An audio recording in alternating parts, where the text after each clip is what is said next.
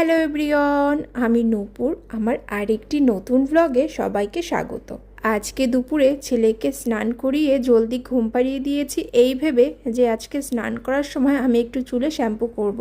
একা হাতে ছেলেকে সামলাতে সামলাতে আমার স্কিনের যেমন অবস্থা খারাপ, তেমনি চুলেরও 12টা বেজে গেছে।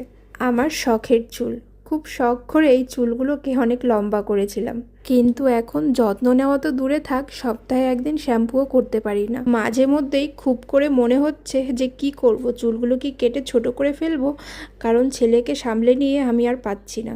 মাঝে মধ্যে এই শখের চুলগুলোই যেন ভীষণ বিরক্তিকর হয়ে উঠছে। তার কিছুক্ষণ পর আবার ভাবি, এত কষ্ট করে যখন চুলগুলোকে বড় করেছি, আর কটা দিন যাক না, এরপর ঠিকই কেটে ফেলবো। আর এই যে আজ অনেক দিন পর মনে হচ্ছে স্নান করার পর নিজেকে ঠিকঠাকভাবে একটু পরিপাটি করলাম। হায় রে, আমার কি সুখের জীবন।